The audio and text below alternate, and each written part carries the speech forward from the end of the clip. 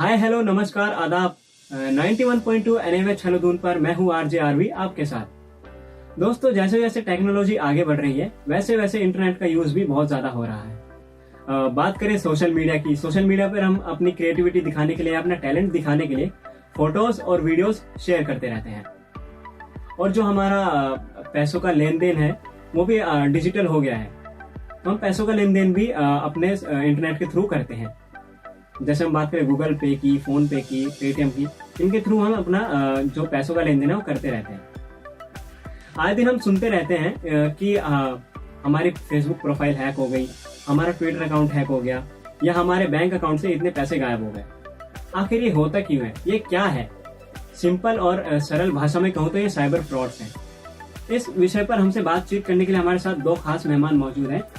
तो हमारे साथ नाइलेट से हैं, यानी कि National Institute of Electronics and Information Technology Haridwar से। तो हमारे साथ मौजूद है doctor Akhilesh Kumar Shukla sir. Shukla sir senior technical officer हैं। और हमारे साथ है Nikhil Ranjan sir. Nikhil Ranjan sir senior programme coordinator हैं। सर, आप दोनों का बहुत बहुत स्वागत है हमारे स्टूडियो 91.2 एनएमएच हेलोदून में। धन्यवाद। सर, बात हो रही है साइबर फ्रॉड्स की, और आप जो नाइलेट से हैं, मेरा क्वेश्चन है सर, नाइलेट क्या है और इसमें जो साइबर फ्रॉड से रिलेटेड है, साइबर सिक्योरिटी से रिलेटेड है, उसमें ट्रेनिंग की क्यों जरूरत पड़ती है? पहली बात, आपने कहा कि नाइलेट क्या है। यह ministry of Electronics and Information technology, government of India की एक स्वायत्त वैज्ञानिक संस्था है जो पूरे देश में अपने 52 मुख्य केंद्रों, 725 अधिकृत केंद्रों तथा करीब 9,500 फैसिलिटेशन सेंटर के साथ सामान्य कंप्यूटर पाठ्यक्रमों से लेकर के एमटेक तक के पाठ्यक्रमों का संचालन करती है। अब आज के विषय को देखा जाए तो आज की जो ज्वलंत विषय हैं, एआई है, आईओटी है, साइबर सिक्योरिटी, जैसा कि आज आपका विषय है जी, तो इन विषयों पर हम विशेष ध्यान केंद्रित करते हैं। अगर साइबर सिक्योरिटी की बात करें कि जैसा आपने पूछा कि जरूरत क्यों है, आप ध्यान से देखिए, आज आपके घर में जब बच्चे मोटरसाइकिल या स्कूटर चलाना शुरू करते हैं तो पहले हम क्या करते हैं, उनकी एज देखते हैं। हाँ। उसके बाद हम क्या करते हैं, उनको प्रशिक्षित करते हैं गाड़ी कैसे चलानी है, और फिर उसका लाइसेंस बनता है। लाइसेंस बनने के बाद ही बच्चे गाड़ी चलाना शुरू करते हैं। लेकिन बदली हुई परिस्थितियों में आप एक मोबाइल जेब में लेके चलते हैं, पूरा बैंक लेके चलते हैं, लेकिन कोई प्रशिक्षण होता नहीं है। और जैसा कि आपने कहा कि बिना प्रशिक्षण के फ्रॉड होने की संभावनाएं ज्यादा रहती हैं। तो नाइलेट ऐसे विषयों को लेकर के कि कंप्यूटर, मोबाइल आदि के द्वारा क्या क्या फाइनेंशियल फ्रॉड हो सकते हैं, कहाँ कहाँ सावधानियां लेनी है, इन्हीं विषयों पर जागरूकता कार्यक्रम एवं कई तरह के प्रशिक्षण कार्यक्रमों का संचालन करता है। जी सर। निखिल सर, जैसे सर ने अभी कहा कि हम जो फ्रॉड्स होते हैं उनकी जानकारी के लिए, उनको जागरूक करने के लिए ट्रेनिंग देते हैं सर, जी, है ना। मैं जानना चाहूंगा सर, साइबर फ्रॉड है क्या? देखिए, ऐसे फ्रॉड्स या ऐसे क्राइम जहां पर टेक्नोलॉजी इन्वॉल्व हो, जहां पर गैजेट्स इन्वॉल्व हो, इंटरनेट का यूज हो रहा हो, ये सारे के सारे आपके आते हैं साइबर फ्रॉड की कैटेगरी में। जी सर। अब एक अगर आपका कंप्यूटर है या आपका स्मार्टफोन, वो भी एक छोटा कंप्यूटर कह सकते हैं उसको, इसके जरिए जो फ्रॉड्स हो रहे हैं तो दो चीजें आती हैं। एक होता है एज अ वेपन और एक होता है एज अ टारगेट। अगर मैं अपने कंप्यूटर, अपने लैपटॉप का प्रयोग आपके कंप्यूटर को हैक करने के लिए या आपके मोबाइल फोन से कुछ डेटा निकालने के लिए कर रहा हूं, तो जो मेरा कंप्यूटर या मेरा जो गैजेट या स्मार्टफोन है वो उस समय कहलाता है वेपन, और आपका जो कंप्यूटर, लैपटॉप है वो कहलाता है टारगेट, जिसके थ्रू मैं आपका डेटा वहां से चोरी कर रहा हूं, अनऑथराइज एक्सेस कर रहा हूं। तो ये सारे के सारे जितने भी फ्रॉड इस तरह से होते हैं वो सारे साइबर फ्रॉड की कैटेगरी में आते हैं। जी सर। सर, अभी हम बहुत सुनते हैं कि एटीएम फ्रॉड, जी, जैसे किसी ने किसी से एटीएम एक्सचेंज कर दिया, जी, है ना सर। तो आखिर एटीएम फ्रॉड है क्या सर? ये बहुत अच्छा क्वेश्चन आपने यहाँ पे पूछा है। आजकल हम लोग अपनी सुविधा के लिए डिजिटल पेमेंट्स बहुत ज्यादा इस्तेमाल करते हैं, और उसमें कार्ड पेमेंट तो बहुत ज्यादा प्रचलित है। कार्ड भी कई तरह के इसमें आते हैं हमारे पास। आपके क्रेडिट कार्ड होते हैं, डेबिट कार्ड होते हैं, प्रीपेड कार्ड्स हैं, तो तमाम तरह के कार्ड्स अवेलेबल हैं जिनके थ्रू हम पेमेंट करते हैं। अब यहाँ पर थोड़ा सा अगर हम जागरूकता ना रखें, थोड़ी सावधानी ना बरतें, तो हमारे साथ फ्रॉड होने के चांसेस बहुत ज्यादा बढ़ जाते हैं। मैं छोटा सा एग्जांपल देता हूँ यहाँ पर। जी। मैं देखता हूँ कई बार शॉपिंग मार्ट में जाते हैं, किसी जगह शॉपिंग करने जा रहे हैं, मॉल्स में जा रहे हैं, तो जब शॉपिंग कर लेते हैं और जब काउंटर पे बिलिंग कराने आते हैं तो लोग क्या करते हैं, अपना कार्ड वहां पर सामने वाले व्यक्ति को दे देते हैं स्वैप करने को, साथ साथ अपना पिन भी बता देते हैं। आपको बता दूं कि एक सिंगल स्वैप लगता है, एक छोटा सा स्वैपिंग मशीन होती है, सिंगल स्वैप किया जाता है और उसके जरिए आपका कार्ड क्लोन हो जाता है। नंबर आपने खुद ही बता दिया, तो बहुत ज्यादा चांसेस यहाँ पर बढ़ जाते हैं कि आपके साथ यहाँ पर साइबर फ्रॉड हो सके। सिंपल लैंग्वेज में कहे तो जो हैकर है या जो फ्रॉड करने वाला है उसके लिए बहुत आसान हो जाता है। बिल्कुल बिल्कुल, इसलिए जब आप पिन बता रहे हैं तो उसके लिए तो बहुत आसान हो जाएगा। बिल्कुल सही कह रहे हैं। इसलिए आरबीआई भी हमेशा कहता है, हम लोग अपने सेशंस में यही चीज कहते हैं कि अपना पिन डिस्क्लोज बिल्कुल मत करिए। जी जी। किसी के साथ भी अगर आप अपना पिन साझा करते हैं तो ये मान के चलिए कि आपने खुद ही उसको एक्सेस के राइट्स दे दिए आपके कार्ड्स के थ्रू फाइनेंशियल फ्रॉड करने के। छोटा सा किस्सा यहाँ पर मुझे याद आ रहा है, बैंगलोर की घटना है। एक दंपत्ति है, हस्बैंड वाइफ दोनों ही वर्किंग है। तो जो महिला है वो अपना जो कार्ड है वो हस्बैंड को देती है कि यार मेरी तबीयत कुछ खराब लग रही है, आप जाके एटीएम से पैसे निकाल के ले आइए। तो हस्बैंड जाते हैं वहां पर, कार्ड डाल के पैसा निकालने की कोशिश करते हैं, पैसा नहीं निकलता। फिर दोबारा ट्राई करते हैं, दूसरी बार भी मैसेज तो आता है पैसे कटने का, लेकिन पैसा नहीं निकलता। 3 बार वो ट्राई करते हैं और फिर वापस घर आ जाते हैं। तो महिला को बताते हैं कि तुम्हारे अकाउंट से यहाँ पर पैसा नहीं निकल पाया, मैंने कोशिश तो करी। उन्होंने नहीं, मैसेज तो आया मेरे पास। उन्हें कोई बात नहीं, 24 घंटे से 48 घंटे पैसा हमारे पे वापस आ जाएगा, जैसे कि बोला जाता है। जी जी। तो इतना टाइम निकल गया और कोई पैसा नहीं आया। हाँ। बाद में जब पता किया गया तो बैंक में जब उन्होंने परस्यू किया तो बैंक ने मना कर दिया कि नहीं, हम पैसा नहीं दे सकते। जी सर। केस फाइल किया गया और आप यकीन नहीं करेंगे, जो दंपत्ति है वो केस हार गए। और सिर्फ 4 वर्ड्स का वर्डिक्ट आया यहाँ पर कोर्ट की तरफ से, पिन डिस्क्लोज, केस क्लोज। आपने अपना पिन साझा कर दिया तो आपका कोई केस नहीं बनता है, आपका जो पैसा गया है उसमें बैंक की कोई लायबिलिटी नहीं है। तो इसलिए कभी भी अपना पिन साझा बिल्कुल मत करिए। सर इसी से रिलेटेड कुछ चीजें ऐड करना चाहूंगा जी। जैसे आपने अभी बताया जागरूक होने के लिए, है ना, जो पिन डिस्क्लोज कर देते हैं अपना। तो आजकल जो बैंक्स हैं सर, उन्होंने बहुत अच्छी चीज कर दी है। जब हम एटीएम अप्लाई करते हैं ना सर, तो एप्लीकेशन लिखवाते हैं जी कि हम ही इसके जिम्मेवार होंगे, अगर हमारे साथ कुछ होता है तो आप इसके जिम्मेवार हैं। सादिक जी एक चीज और बताऊं, मेरे निखिल जी अक्सर एक चीज बताया करते हैं जी, और हम लोगों को जागरूक करते रहते हैं कि जब पास मशीन पर या एटीएम में जब पिन डालें तो बाएं हाथ को ऊपर रख करके पहले छिपा लें कौन सा नंबर डाल रहे हैं, और फिर नंबर को आप छिपा करके डालें। उसमें किसी शर्म को महसूस न करें। हमारे सर निखिल जी जब ग्रामीण क्षेत्रों में या मध्यम वर्गीय परिवारों के बीच में जाते हैं, ट्रेनिंग प्रोग्राम, इस तरह के बहुत से प्रोग्राम करते रहते हैं, तो अक्सर इस चीज को बताते हैं कि छिपा करके पिन डालो। कोई हंस रहा है, हंसने दीजिए, लेकिन एक हाथ से पिन जो है वो छिपा रहना चाहिए, तब दूसरे हाथ से आप पिन को दबाइए। हाँ सर, ये तो आपने बहुत अच्छी जानकारी दी। और सर जो हमारा रेडियो स्पेशली दिव्यांगों के लिए प्रोग्राम्स बनाता रहता है जी, तो मैं एटीएम से रिलेटेड जोड़ना चाहूंगा। जैसे यूनियन बैंक है, बहुत सारे बैंक जो हैं वो आजकल ब्रेल में लिख रहे हैं एटीएम पे। जी, ये बहुत अच्छी शुरुआत यहाँ पर करी गई है, ताकि जो एटीएम क्लोन है वो ना हो सके। जी, एटीएम क्लोनिंग की जैसे आपने बात करी अभी, उसमें थोड़ा प्रॉब्लम होगी जी, क्योंकि ब्रेल लिखी है उस पर, तो कैसे कर पाएगा। ये जो विजुअल इम्पेयर्ड है उनके लिए बहुत अच्छी जो है स्कीम है, मतलब मुहिम चलाई है सरकार ने। नहीं, बिल्कुल आप सही कह रहे हैं। सरकार इस तरफ फोकस कर रही है, दिव्यांगजनों के लोग किस तरह से सहूलियतें दे सकें, जी जी, इस पर ही फोकस हो रहा है। और जैसे क्लोनिंग की आपने बात करी, तो आपको बताना चाहूंगा, जैसे एटीएम मशीन में हम लोग जाते हैं पैसा निकालने के लिए, कार्ड लगाते हैं, तो ऐसे एटीएम्स को आप अवॉइड करिए जो आउटस्कर्ट्स में हो। हम लोग क्या कोशिश करते हैं कि वहां एटीएम अकेले में, वहां कम लोग जाते हैं तो वहां पैसा आराम से निकल जाएगा। सुनसान इलाकों में जो एटीएम्स हैं, ऐसे एटीएम्स को थोड़ा आप अवॉइड करिए। क्यों? ये सारे टारगेट पे होते हैं फ्रॉडस्टर्स के। फ्रॉडस्टर्स क्या करते हैं, एक छोटी सी डिवाइस आती है, स्कीमिंग डिवाइस उसको कहा जाता है। उन स्कीमिंग डिवाइसेस को एटीएम जहां पर आप इंसर्ट करते हैं कार्ड, वहां पर लगा दिया जाता है। उसमें छोटा सा पिन होल कैमरा रहता है। जी जी, वो पिन होल कैमरा क्या करता है कि आप जो भी पिन डालेंगे वहां पर उसको रिकॉर्ड कर लेता है। और जैसे ही आप अपना कार्ड डालते हैं तो उसकी डुप्लीकेट क्लोनिंग हो जाती है, कॉपी बन जाती है। बाद में मान लिया दिन भर में 10 लोग आके पैसा निकाल के गए, तो उन 10 लोगों का डेटा उस मशीन में आ गया, स्कीमर डिवाइस में।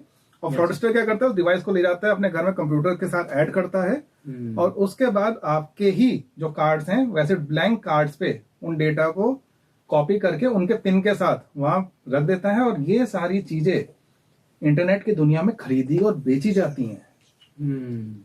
आपकी जानकारी बताना चाहूंगा, एक टर्म होती है जिसको कहते हैं डार्क वेब। हाँ, डार्क वेब, ये सर। सुना भी होगा आपने। Yes sir, yes sir. जो इंटरनेट आप और हम जैसे लोग इस्तेमाल कर रहे हैं इस समय, ये पूरी दुनिया का लगभग 4% यानी 4% ही इंटरनेट हम लोग यूज कर रहे हैं। 96% इंटरनेट जो है ये डार्क वेब के अंदर यूज हो रहा है। अब डार्क वेब में डायरेक्ट एंट्री नहीं होती, यहाँ पर इन्विटेशन बेस जाता है, और स्पेशलाइज अलग से ब्राउजर्स हैं जिसके थ्रू हम डार्क वेब को एक्सेस कर सकते हैं। साथ ही साथ कहाँ कहाँ यूज हो रहा है, जैसे कि मैंने बताया, कार्ड्स, डुप्लीकेट कार्ड्स बनाए, क्लोनिंग किया, उन कार्ड्स का डेटा खरीदा और बेचा जाता है। एक्सटॉर्शन में काम आ रहा है, ह्यूमन ट्रैफिकिंग के अंदर आ रहा है, ड्रग्स डीलिंग में आ रहा है, हथियार खरीदने बेचने हैं, इलीगल जितना काम हो रहा है ये सब डार्क वेब के थ्रू हो रहा है। जी सर। तो इसलिए डार्क वेब से जितना आप बच के रहें वो भी अच्छा है, क्योंकि ये भी एक बहुत बड़ा जरिया है जिसके जरिए साइबर फ्रॉड और साइबर क्रिमिनल्स इसका इस्तेमाल करते हैं। जी सर। सर, साइबर स्टॉकिंग क्या होता है? बहुत अच्छा क्वेश्चन है साहब। ठीक, साइबर स्टॉकिंग यानी कि किसी स्टॉकिंग का अगर जनरल मैं मतलब बताऊं तो यानी किसी के ऊपर निगाह रखना। जैसे कहते हैं घूरना या वो देखना, किसी को लगातार आप देखे जा रहे हो तो घूरना कहते हैं ना। जी जी। तो यहाँ पर इंटरनेट की डिजिटल की दुनिया में हम लोग क्या कर रहे हैं कि किसी के ऊपर निगाह रख रहे हैं। अब निगाह रखने का क्या पर्पस है कि कुछ भी अगर आपको क्राइम करना है, कुछ वारदात करनी है, तो वो आप साइबर स्टॉकिंग के थ्रू कर सकते हैं। छोटा सा एग्जांपल यहाँ पर देना चाहूंगा। एक परिवार था, कुछ टाइम पहले की घटना है। तो वो परिवार विदेश घूमने के लिए गया। जी। अब विदेश घूमने गया और वहां पर आज की डेट में आपको पता ही है सोशल मीडिया इतना ज्यादा बढ़ गया है कि हमें हर एक चीज सोशल मीडिया पे डालनी जरूर है। तो उन्होंने भी वही किया, विदेश में है, फोटो खिंचवा रहे हैं और वो फोटो अपने फेसबुक पर अपलोड भी कर रहे हैं। अब जो क्रिमिनल्स हैं अगर वो जुड़े हुए हैं आपके साथ, क्योंकि फेसबुक पर ज्यादातर लोग क्या करते हैं, फ्रेंड रिक्वेस्ट आई और उसको एक्सेप्ट कर लिया। जी सर। अब ये नहीं पता कि वो पर्सन कौन है, क्या है, बस अपना फॉलोवर्स बढ़ाने के लिए, अपना ग्रुप बढ़ाने के लिए, फ्रेंड लिस्ट बढ़ाने के लिए एक्सेप्ट कर लिया। और वहां पर उसको पता चल गया उस पर्सन को कि हाँ ये विदेश गया हुआ, पूरा परिवार, फोटो अपलोड हो रखी है।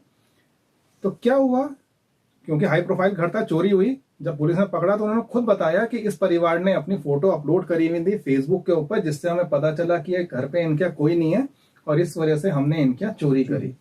तो that is called your cyber stalking. इसको ही हम साइबर स्टॉकिंग कहते हैं कि डिजिटली आपके ऊपर निगाह रखना। मैं देखता हूँ आजकल जो युवा पीढ़ी है वो लोग क्या करते हैं कि कहीं बाहर जा रहे हैं, कहीं खाने पीने जा रहे हैं, तो सबसे पहले क्या करेंगे, उसकी फोटो खींचेंगे, वीडियो बनाएंगे, रील बनाएंगे, इंस्टाग्राम पे डालेंगे, तब पिज्जा उठा के खाएंगे। तो ये चीजें भी बहुत ज्यादा बढ़ गई हैं और इससे कहीं ना कहीं आपकी सिक्योरिटी कॉम्प्रोमाइज हो रही है, क्योंकि आप खुद बता रहे हैं सामने वाले को इस समय हम डोमिनोज में हैं, इस समय हम पिज्जा हट में हैं। ये सारी चीजें आप खुद रिवील कर रहे हैं पूरी दुनिया के सामने। तो थोड़ा सा आपको भी यहाँ पर सूझबूझ के साथ अपनी पिक्चर्स को शेयर करना चाहिए। जी सर। तो सदीक जी, लग रहा है कि सर की बात से जब हम लोग अमेरिका घूम करके आए तो उसके बाद फोटो अपलोड करें। बिल्कुल है ना? हाँ। इससे मेरे को एक और किस्सा याद आता है। मैंने कहीं सुना था, जो मम्मी है एक बच्चे की, वो अपने बच्चे को स्कूल छोड़ने जाती थी, लेकर आती थी, तो वो भी ना उसकी जो फोटोज है वो अपलोड करती रहती थी। जी। तो एक बार उनका बच्चा किडनैप हो गया। फिर जब ये केस हुआ, पुलिस को कंप्लेन की गई, तब पता चला साइबर स्टॉकिंग है। जी बिल्कुल सही। मतलब जैसे सर आपने कहा कि हमें जो फोटोज है सोच समझकर अपलोड करने चाहिए। जी जी। फोटोज की अपनी जानकारी कुछ भी हो, एक तरीके से डिजिटल जासूसी हो रही है हमारी। बिल्कुल, अगर आप अपने पे थोड़ा सा ध्यान नहीं रखेंगे डेटा को शेयर करते हुए। देखिए क्या है कि जो पिछली सदी थी वो थी तेल की सदी। ये कहा जाता था ऐसी कंट्रीज जिनके पास तेल है, ऑयल है, वो दुनिया पे राज करेंगे, वो किया भी गया। लेकिन अब जो सदी जिसमें हम रह रहे हैं ये है डेटा की सदी। जिस कंट्री के पास डेटा और उस पर कंट्रोल होगा वो ही इस पूरी दुनिया पे राज करेगी। और डेटा क्या है, आपका और हमारा डेटा। क्यों, हम लोग हैं कंज्यूमर, उपभोक्ता। तो हमारा ही डेटा कंपनी को चाहिए। किसी को अपनी वॉशिंग मशीन बेचनी है तो किसी को एसी बेचना है। तो बहुत सारी चीजें हैं जो कि हम लोग बीइंग अ कंज्यूमर इस सोसाइटी के अंदर हैं और कंपनी को इसी का डेटा चाहिए कि कौन पोटेंशियल कस्टमर है जो उनके प्रोडक्ट्स को खरीद सकता है या उनके लिए कोई फाइनेंशियली उनके हेल्प कर सकता है या किसी के साथ फ्रॉड करना है, तो किस लेवल का पर्सन है। जी सर। नाइलेट के कई कार्यक्रमों में सर एक चीज की चर्चा करते हैं सादिक जी जी, कि जब हम लोग फोटो कॉपी कराने जाते हैं तो सर बताते हैं इस चीज को कि फोटो कॉपी कराए तो कई बार क्या होता है कि मान लीजिए पेज ऐसा निकला जो थोड़ा ब्लैक है, तो हम लोग कहते हैं कि नहीं नहीं भैया ये सही नहीं है, दूसरी कॉपी निकालो। तो वो क्या करता है कि फिर दूसरी कॉपी फोटो कॉपी आपको देता है और उसका पैसा भी नहीं लेता है। लेकिन पहली कॉपी को क्या होता है, रद्दी में फेंक देता है। आप बड़े खुश होकर चले आते हैं कि हमारी फोटो कॉपी हो गई, भैया ने बड़ा सुंदर कर दिया। तो सर एक वाकया का भी जिक्र कर रहे थे कि वहां से डेटा लेकर के भी फ्रॉड होता है। हाँ। तो कभी भी इस तरह के डेटा को फोटोकॉपी मशीन पर अपना छोड़ करके न आए, क्योंकि डेट ऑफ बर्थ लिखी है, नेम लिखा है। तो कोई भी फोटोकॉपी कराएं आप तो इस तरह से सावधान रहें आप। सर डेट ऑफ बर्थ से मुझे याद आया चीज याद आई जी। जैसे कई जो एप्स होते हैं या कुछ सोशल मीडिया साइट्स होती हैं जी, उसमें हम अपने जिस डेट ऑफ बर्थ के हम नहीं है तो हम उससे ना ज्यादा डेट ऑफ बर्थ डाल देते हैं ताकि हम उस पर उसको चला सकें, उसको एक्सेस कर सकें। बिल्कुल सर इसके बारे में आप क्या कहना चाहेंगे? देखिए, कई सारी कंपनीज पहले क्या करती थी कि जो एडल्ट पर्सन है सिर्फ उन्हीं को अलाउ करती थी कि वो सोशल मीडिया को इस्तेमाल कर सकें, चाहे वो फेसबुक हो, इंस्टाग्राम हो, सब जगह इस तरह के कंपल्शन लगे थे। इवन गूगल वगैरह के अकाउंट भी आप 18 वर्ष से पहले के नहीं खोल सकते थे। जी। अब क्योंकि इंटरनेट की दुनिया इतनी तेजी से बदल रही है, बढ़ रही है, और यहाँ पर आपने भी देखा होगा छोटे छोटे बच्चे हैं जो यूट्यूबर बन गए हैं, करोड़ों रुपए कमा रहे हैं। अब उनको भी एंट्री देने के लिए उन्होंने क्या किया है कि छोटे बच्चों के अकाउंट्स भी ओके कर दिए, लेकिन वहां पर एक गार्जियनशिप रखी जाती है। एज एक्चुअली आपको डालनी होती है जो बच्चे की वहां पर रहती है। तो अगर आप कुछ इस तरह के काम में जा रहे हैं तो बिल्कुल अंडर गार्जियनशिप आपका कोई अकाउंट वहां पर अटैच करना होगा, और उसके थ्रू आप जो बच्चे का अकाउंट है जिसके थ्रू आप पैसा वहां पर अर्निंग स्टार्ट करना चाहते हैं या बच्चे को प्रमोट कराना चाहते हैं, तो उसमें आप सही डेट ऑफ बर्थ के साथ करिए। जो साइट्स पे कंपल्शन है कि 18 ईयर्स की हैं, तो वहां पर मैं सजेस्ट करूंगा कि क्योंकि वहां पर इस तरह का कंटेंट हो सकता है जो बच्चों के लिए फेवरेबल ना हो, क्योंकि कई सारे कंटेंट ऐसे होते हैं जो कि एडल्ट्स के लिए ही होते हैं। तो वहां पर बच्चों को गलत डेट ऑफ बर्थ डाल के एंट्री नहीं करनी चाहिए, और थोड़ा सा पेरेंट्स को भी यहाँ पर ख्याल रखना है, क्योंकि कई सारी एप्लीकेशंस मौजूद हैं जिसके जरिए क्या होता है कि अगर कोई, जैसे मेरे घर में बेटा है, छोटा है, तो उसको क्या होता है कि मैं ये गेम डाउनलोड कर लूं, मैं ये ऐप डाउनलोड कर लूं, लेकिन हमने क्या किया हुआ है, हमने वहां पर पेरेंटल कंट्रोल लगा रखा है। तो कौन कौन सी एप्स हैं जिसके जरिए पेरेंटल कंट्रोल लगा सकते हैं, क्या चीजें हमें सावधानी रखनी चाहिए, जब तक हम अप्रूव नहीं करेंगे तब तक उसके फोन पर एक ऐप ना वो डाउनलोड कर सकता है ना डिलीट कर सकता है। तो बहुत सारी इस तरह की चीजें भी हैं टेक्नोलॉजी में जिनके ऊपर हम भविष्य में यहाँ पर जो आपके साथ जुड़ेंगे तो उसके बारे में भी चर्चा करेंगे, बताएंगे भी कि आखिर किस तरह से इसमें हम आगे बढ़ सकते हैं और किस तरह से जो टेक्नोलॉजी है इसका बच्चों को किस तरह से सुविधाजनक तरीके से उनके साथ हम साझा कर सकते हैं और एक सुरक्षित इंटरनेट स्पेस उनके लिए प्रोवाइड कर सकें। देखिए शादिक जी, जो आपकी संस्था नीपेट द्वारा नाइलेट को बुला करके ये कार्यक्रम कराया जा रहा है, जी, और इसके लिए मैं आपकी संस्था का बहुत धन्यवाद देना चाहूंगा, थैंक यू सर। क्योंकि एक ऐसा विषय है जो बाजार में नहीं खरीदा जा सकता। इसके लिए जरूरी है कि हम लोग बातचीत करें, आपस में खुल करके निकल के आए, लोगों को बताएं। और नाइलेट इस तरह के नियमित पाठ्यक्रम चलाता है बूढ़ों के लिए, बच्चों के लिए, महिलाओं के लिए। और यहाँ पर जब यहाँ की चेतना मैडम से बातचीत हुई तो हम लोग इस पर और अधिक काम करने जा रहे हैं, और विश्वास रखेंगे कि ये जानकारी जब हम लोग साझा करेंगे और लोगों के बीच में जाएंगी तो जानकारी ही बचाव है, इसका सबसे बड़ा उपाय है। इससे मेरे को एक सुझाव आया मेरे मन में, जैसे हम मेल आईडी होती है हमारी, हम उसमें गलत डेट ऑफ बर्थ डाल देते हैं जिस चीज के लिए हम यूज करते हैं। तो मेरा कहना है कि जैसे जो डेट ऑफ बर्थ हमारा सर्टिफिकेट हो गया, आधार कार्ड हो गया, उसका वेरिफिकेशन होना चाहिए।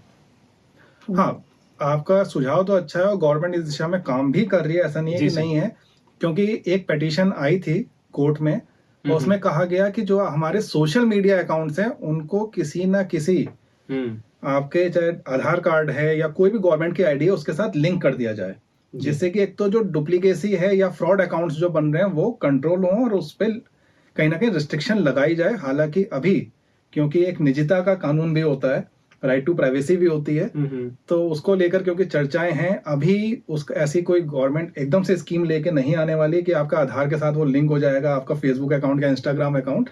लेकिन हाँ, भविष्य में हो सकता है इस तरह की चीजें भी हम देखने को मिल जाए, क्योंकि इस तरह दिशा में भी लोग आगे बढ़ रहे हैं, सोच रहे हैं और अगर ऐसा कुछ कानून आता है तो सही में काफी कुछ सुरक्षित हम यहाँ पर अपने इस इंटरनेट की दुनिया को कर पाएंगे। जी सर। सर 7-8 महीने पहले एक टॉपिक चला था, बहुत ट्रेंडिंग में था जी। जैसे किसी के जो बॉडी पे किसी का फेस लगा दिया जी। टेक्निकल लैंग्वेज में कहे तो पिक्चर मॉर्फिंग। जी। सर ये है क्या? देखिए, बहुत बढ़िया चीज आपने पूछी है। यहाँ पर पिक्चर मॉर्फिंग जी एक टेक्निक है जिसमें क्या किया जाता है कि किसी का फेस किसी की बॉडी के साथ रेप्लिकेट कर दिया जाता है, बदल दिया जाता है। जी। और ज्यादातर इसके जो शिकार बनते हैं वो महिला बनती हैं, युवतियां बनती हैं।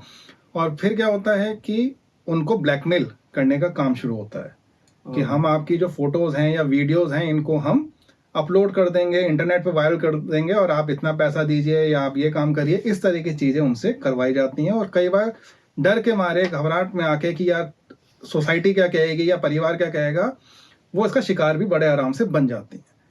तो सबसे पहली चीज तो मैं कहूंगा, जितनी भी महिलाएं हैं या युवतियां हैं, उनको ऐसी किसी भी चीज में घबराना नहीं है जी।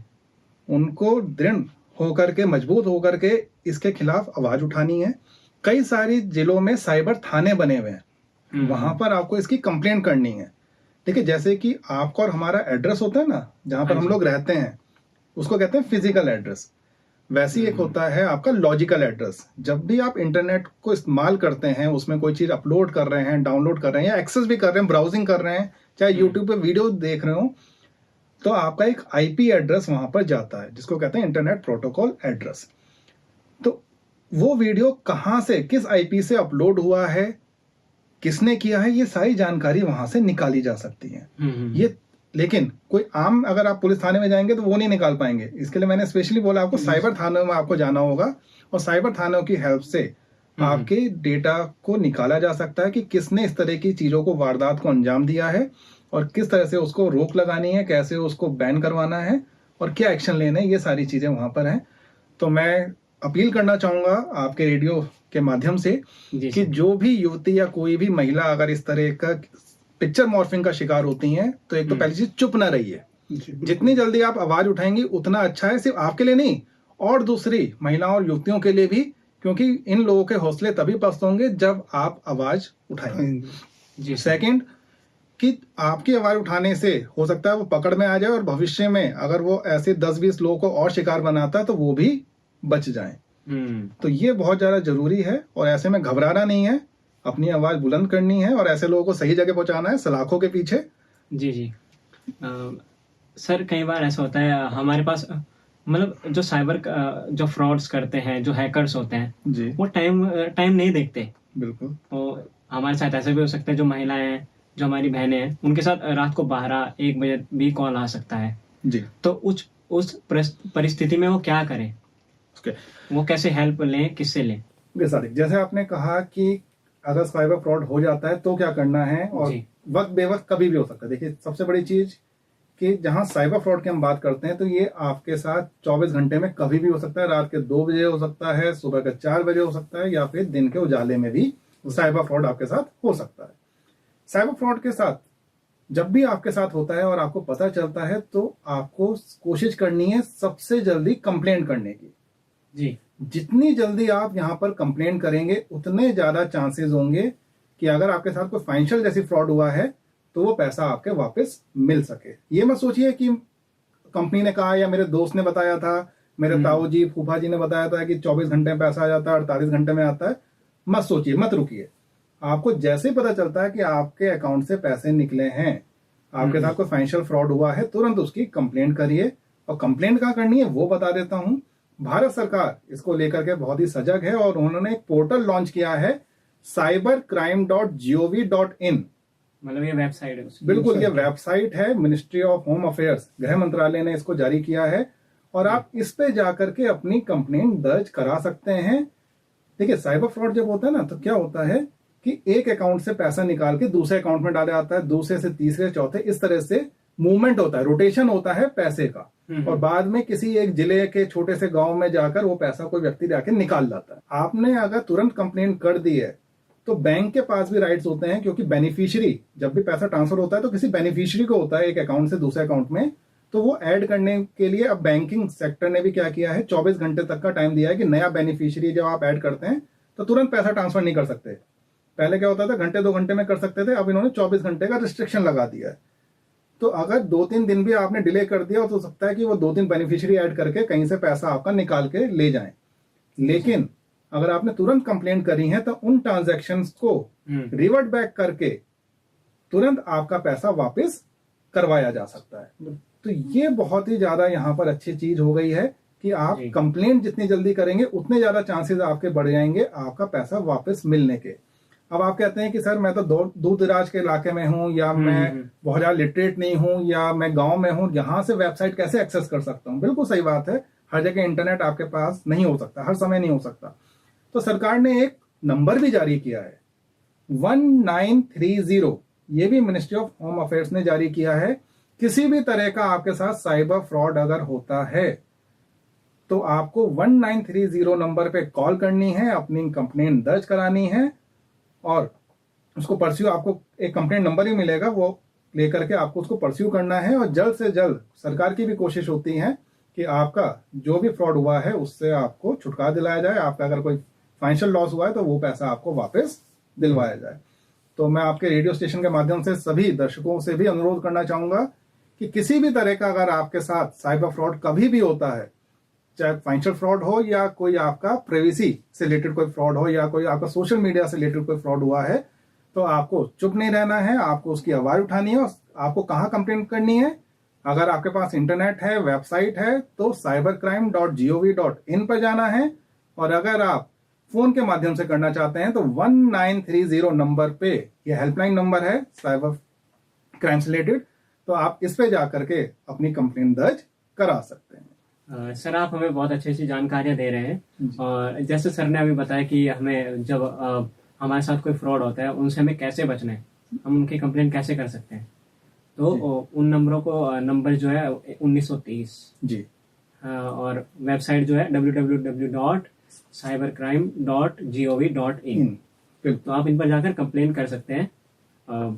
सर आजकल क्या होता है कि हम खुद का बनाया हुआ खाना नहीं खाते हैं और बाहर का खाना बहुत पसंद करते हैं जी। तो सर होता है ना, जो चीज़ ज़्यादा यूज में है, जैसे फूड डिलीवरी एप्स हैं जो हमें फूड डिलीवर करती हैं जी, तो पता है ना, मतलब जानते हैं सर, जो चीज़ ज़्यादा यूज होगी वहाँ पे फ्रॉड भी बहुत ज़्यादा होंगी। तो सर ये फूड क्राइम क्या है?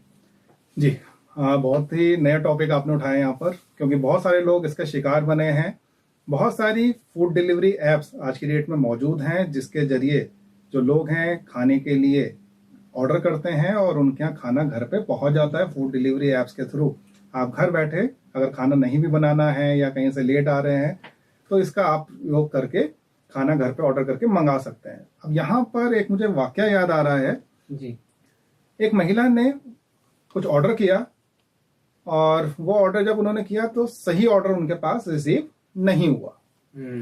तो उस महिला ने क्या किया कि उन्होंने कहा कि इसकी कंप्लेंट करती हूँ क्योंकि मैंने कुछ और ऑर्डर किया था और यहाँ पर मेरे को कुछ और ऑर्डर होके आया।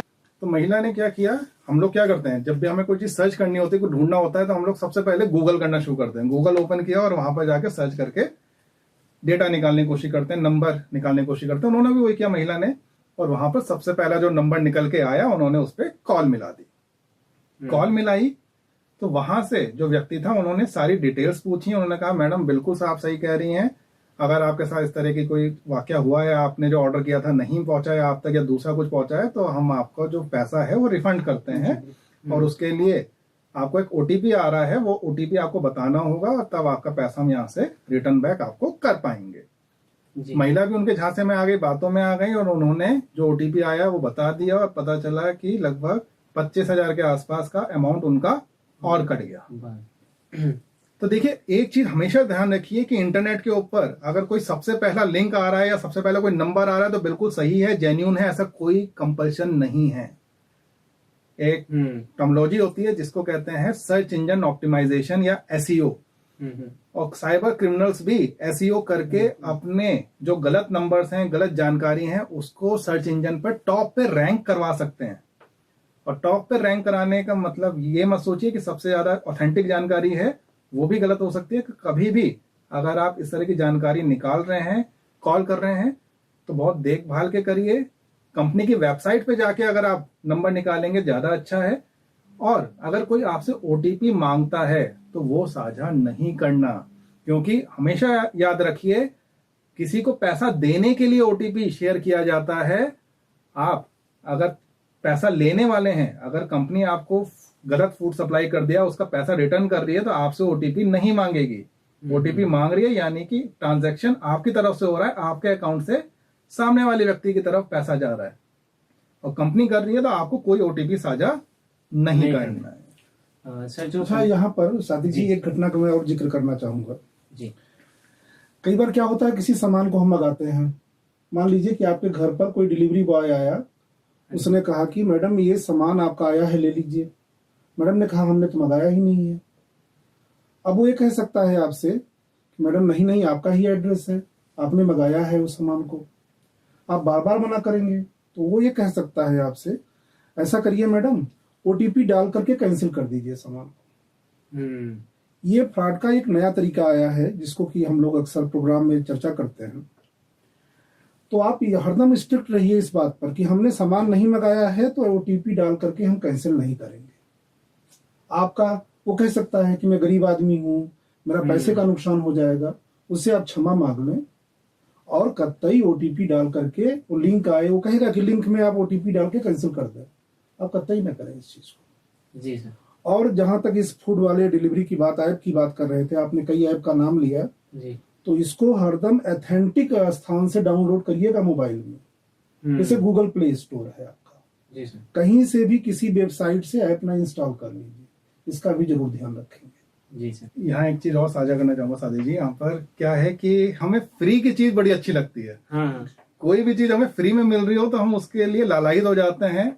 चाहे किसी कंपनी का सिम कार्ड मिल रहा हो या कुछ भी चीज हमें फ्री में मिल रही है तो लाइन लगा के हम लोग वहां पर लेने पहुंच जाते हैं। अब फ्री की चीज लेनी बुरी नहीं है, लेकिन उसके बदले में अगर आपका कहीं डेटा जा रहा है, आपकी कोई पर्सनल इंफॉर्मेशन कहीं जा रही है, तो वो गलत है। तो यहाँ थोड़ा सा आप सजग अगर हो जाएंगे तो आपके लिए ज्यादा अच्छा है। अदरवाइज जो क्रिमिनल्स हैं वो इसी तरह से डेटा कैप्चर करते हैं। आप जाते होंगे कई बार, पेट्रोल पंप पे गए, फ्यूल स्टेशन पे गए और आपने पेट्रोल डलाया, तो आपके पास कोई लड़का या लड़की आके कहते हैं कि सर आपने 500 रुपए का, 1000 रुपए का फ्यूल लिया है और हमारी यहाँ स्कीम है, लकी ड्रॉ चल रहा है। तो आपको क्या करना है, ये अपने डिटेल्स बता दीजिए। लकी ड्रॉ में अगर आपका निकला तो एक कूपन हम भर देते हैं और आप बड़े अच्छे से वहां से उनसे बात करके अपना नाम, अपना पर्सनल मोबाइल नंबर, अपना एड्रेस, अपना ईमेल आईडी सब लिखवा के आते हैं। जी जी बिल्कुल। क्यों? लालच में आकर हाँ। कि आपको एक गिफ्ट मिलेगा। आप किसी मॉल में घूम रहे होते हैं, आप कहीं पर जा रहे हैं, बस स्टेशन पे हैं, रेलवे स्टेशन पे हैं, वहां पर लड़का लड़की आपके पास आके कहते हैं सर एचडीएफसी बैंक से हैं, हम एसबीआई बैंक से हैं, क्रेडिट कार्ड बनवा लीजिए। आप कहते हैं यार चाहिए तो क्रेडिट कार्ड, मेरे दोस्तों पे है, मुझे भी चाहिए, और ये बना के दे रहे हैं, कितना अच्छा है। और आप अपना पर्सनल डेटा वहां पर उनके साथ साझा करना शुरू कर देते हैं। किसी भी अननोन पर्सन के साथ अपना पर्सनल डेटा कभी शेयर मत करिए, क्योंकि जो आपके नंबर है ना, सर ने जैसे स्टार्टिंग में बताया था कि हमारा जो ये मोबाइल फोन है, ये मोबाइल फोन आज के डेट में सिर्फ मोबाइल फोन ही रह गया, बैंक अकाउंट है ये। आपके आधार का, आपका मोबाइल नंबर, हर एक चीज उससे जुड़ी हुई है। हम मोबाइल नंबर पे पैसा ट्रांसफर करते हैं और आपके अकाउंट में चला जाता है जी। आधार नंबर पे करते हैं, आपके अकाउंट में चला जाता है। तो ये सारी चीजें आपस में इंटरलिंक्ड हैं, तो थोड़ा सा उसको सेफ रखने का काम भी हमें ही करना है। अपनी पर्सनल जानकारी दूसरों के साथ साझा, कम से कम ऐसे लोग जो आपको रास्ते पे मिल रहे हैं, जिनको आप नहीं जानते, उनके साथ तो नहीं करनी। आप बैंक में जाइए ना, क्रेडिट कार्ड लेना है, आप एचडीएफसी बैंक जाइए, आप एसबीआई जाइए, पीएनबी जाइए, जिस भी बैंक में आपको लेना है वहां जाके विजिट करिए। जो ऑथेंटिक पर्सन वहां बैठे हुए हैं उनके साथ डेटा शेयर करिए ना। आप रास्ते पे चलते लोगों के साथ अपना पर्सनल डेटा क्यों शेयर कर रहे हैं?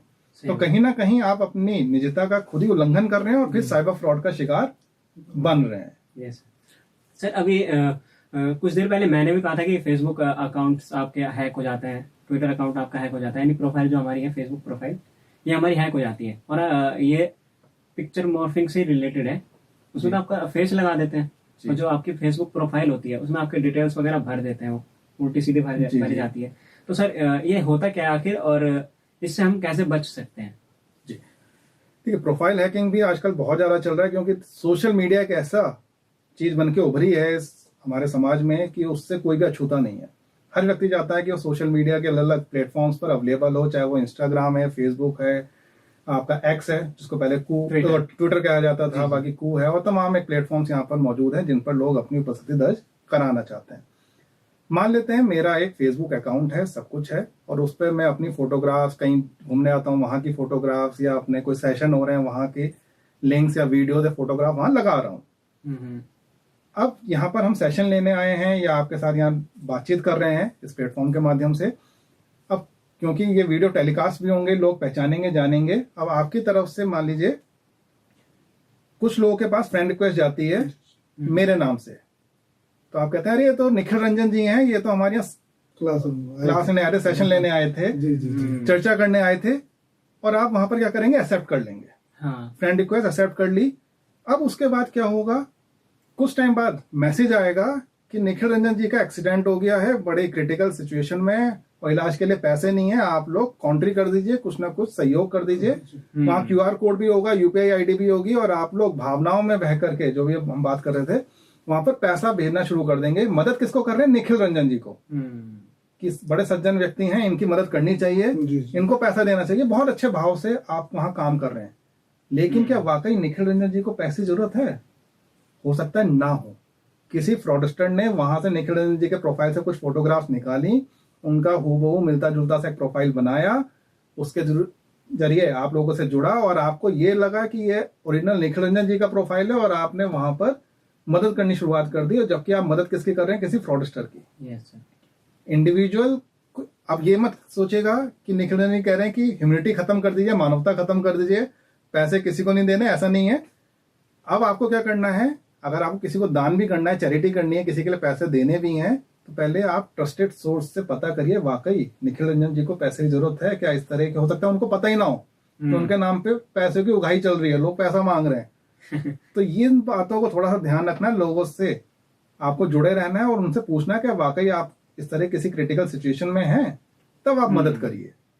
तो मदद करना बहुत अच्छी चीज है, लेकिन सही व्यक्ति की मदद होनी चाहिए। कहते हैं ना, दान भी उस ऐसे व्यक्ति को दिया जाना चाहिए जो सही में उस दान को प्राप्त करने का अधिकारी हो। जी सर। एक और नए तरह का फ्रॉड यहाँ पर मार्केट में निकल के आया है, जिसको कहते हैं आपका वॉइस क्लोनिंग फ्रॉड। इस फ्रॉड में क्या होता है, या वॉइस कॉल फ्रॉड भी इसको कह सकते हैं।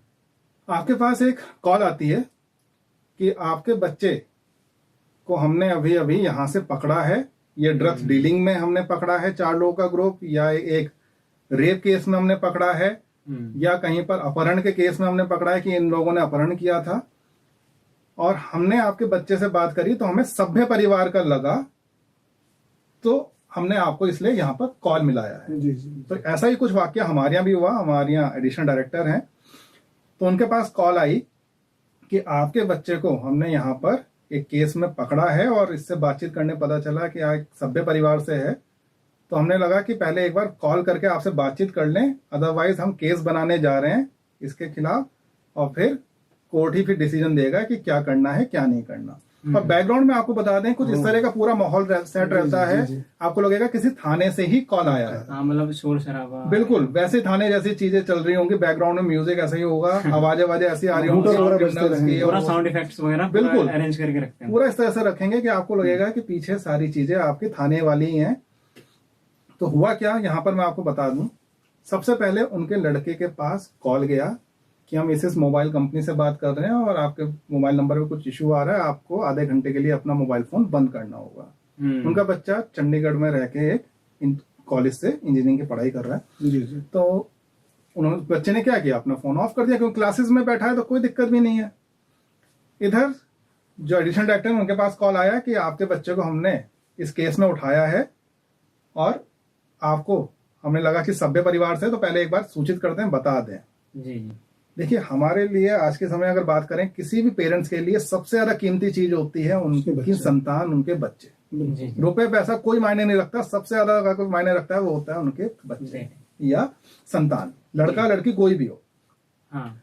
अब उनके पास फोन आया, वो दूसरे फोन से, वो हम लोग साथ में बैठे हुए थे, वो हमारे फोन से वो अपने बेटे को फोन मिला रहे हैं, वो स्विच ऑफ आ रहा है, बात हो नहीं पा रही। 3rd नंबर से कॉल आ रखी है, और वो कह रहे हैं कि अगर अपने बच्चे को छुड़ाना है तो अभी आप 2 लाख रुपए ट्रांसफर कर दो इस UPI ID पर या इस अकाउंट में। पैसा किसी भी फॉर्म में मांग सकते हैं, आपसे क्रेडिट कार्ड की ट्रांजैक्शन कराई जाती है। बिटकॉइन जो कि एक क्रिप्टो करेंसी है, उसके जरिए भी पैसा मांगा जा सकता है। अलग अलग तरीके हो सकते हैं और बाहर के विदेशी अकाउंट में भी पैसा ट्रांसफर कराया जा सकता है। तो पकड़ में आना थोड़ा सा मुश्किल होता है। अगर विद इन इंडिया चीजें हैं तब तो आसान होता है, लेकिन अगर इंडिया के बाहर चीजें निकल जाती हैं तो फिर भारतीय गवर्नमेंट जो है उनको भी थोड़ी सी प्रॉब्लम होती है। अब पैसा मांगा जा रहा है, 2 लाख रुपए भेजिए, अदरवाइज हम केस बना देंगे। अब देखिए रेप का केस हो जाएगा, बच्चे की तो पूरी जिंदगी खराब हो जाएगी जी। बच्चे से बात हो नहीं पा रही, पेरेंट्स के ऊपर ऐसा साइकोलॉजिकल प्रेशर बना दिया कि क्या करें क्या ना करें। तो उनको हम लोग बैठे भी थे तो हमने कहा कि उनको एक तो बातों में उलझाओ और जो पैसा मांग रहे हैं उसको नीचे लाने का प्रयास करो, ठीक है। जी। ये सारी चीजें करते रहे, लास्ट में आते आते 35,000 रुपए तक पे राजी हो गए। सोचिए 35,000 पे। फिर लास्ट में हमने कहा कि आप एक बार बच्चे से बात करवाइए। हाँ। अब बच्चे से ही बात कराने का मैं आपको बता दूं, वहां पर वो कहते हैं कि नहीं बच्चा आपका रोए जा रहा है, बात ही नहीं कर रहा है, और अगर बात करवाता भी है तो बच्चा क्या बोलता है, मतलब वहां पर रोते रहते, पापा पापा पापा इनको पैसे दे दो, बहुत खतरनाक लोग हैं। मतलब अब वॉइस क्लोनिंग का काम हाँ, शुरू हुआ है। रोते हुए बोलेगा, आप आवाज भी नहीं समझ पाओगे, और वो कहेगा बच्चा आपकी बात में करने की स्थिति में नहीं है, भगा देंगे। अब पेरेंट्स के ऊपर और प्रेशर आ जाता है कि अब तो बात भी कर लिया, पैसा दे ही दें। हमने उस दिन उनको रोका, वो तो करने के तैयार थे, हमने रोका नहीं ऐसा मत करिए। हमने कहा एक बार उससे कहिए वीडियो कॉल करवाए, एक बार चेहरा दिखा दे बच्चे का, और हम यहां से पैसा ट्रांसफर करने को तैयार हैं। उस केस पे आके वो अटक गया, उसने कहा नहीं वीडियो कॉल अलाउ नहीं है। हाँ। वीडियो कॉल अलाउ नहीं है, वो हम नहीं करेंगे। हमने तुरंत कॉल कट करवाई, और थोड़ी देर बाद इतना टाइम निकल गया था कि जब बच्चे से बात करी तो बच्चे से बात हो गई, पता चला कि वो क्लास में था, लेक्चर दे रहा था। जब उनकी जान में जान आई, फिर उसको हमने cybercrime.gov.in पर भी रजिस्टर करवाया और 1930 पर भी उस फ्रॉड को हमने रजिस्टर करवाया। जी सर। इस तरह के फ्रॉड्स भी आज की डेट में बहुत हो रहे हैं। अच्छा, नंबर को भी कुछ ऐसी वेबसाइट्स हैं जहां पर वो जो नंबर आए हैं उनको भी डाल करके देखा जा सकता है। जैसे भी एक वाकया हुआ था कुछ दिन पहले, जी। उसने क्या किया कि लिंक्डइन पर अपना शिकायत करते समय व्यक्ति ने नंबर डाल दिया, जबकि उसमें प्राइवेट चैट आती है, इसके बावजूद नंबर डाला गया। तो उस व्यक्ति ने नंबर पा लिया तो फ्रॉड के वो केस में उसको फंसाना शुरू कर दिया। तो एक ऐसे बहुत सी वेबसाइट है, छोटा सा कुछ उदाहरण ले रहा हूँ, वायरस टोटल करके वेबसाइट है। अगर आप उस पर नंबर डाल दीजिए तो ऑलरेडी निकल आता है कि अगर किसी ने कभी उसको स्पैम घोषित किया है, फ्रॉडस्टर घोषित किया है, तो आपको जानकारी मिल जाएगी। और भी वेबसाइट्स हैं। और दूसरा ये है कि जो वेबसाइट यूज करते हैं उसमें आप देखेंगे, जैसे सैमसंग का उदाहरण लें तो एक आध लेटर उसमें मिस होगा आपका। तो इसका भी ध्यान रखें कि वो कभी या तो नंबर से भी पता कर सकते हैं, उनके वेबसाइट से भी बता सकते हैं। तो पैसे का लेन देन न करें, पुलिस को पहले इन्फॉर्म करें। सब जैसा बता रहे हैं इन विषयों का ध्यान दें। तो सर कोविड टाइम में एक बहुत ट्रेंडिंग टॉपिक चला था, 25 लाख वाली लॉटरी। जी जी जी याद है सर? ये तो मेरे साथ खुद ही हुआ है। तो बिल्कुल शेयर करिए अपना वाक्य। जब मैं था 10th क्लास में जी, कोविड का समय था उस समय पे, और मम्मी पापा ने तो फोन अलाउ कर दिए थे क्योंकि उस समय हमारी जो होती थी ऑनलाइन पढ़ाई होती थी। जी। तो मेरे पास कॉल आता है, वो सिंपल कॉल नहीं करते सर, कभी वो करते हैं वॉइस कॉल व्हाट्सएप पे। अब पता नहीं उन्हें नंबर कहाँ से मिलता है, तो वो कॉल करते हैं, बोलते सर मैं आकाश वर्मा बोल रहा हूँ केबीसी से, कौन बनेगा करोड़पति से, और आपकी ना 25 लाख की लॉटरी लग गई है।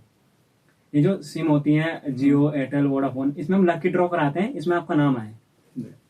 सब मैं 10th क्लास में था, इसलिए इतनी मेरे को जानकारी थी नहीं तब।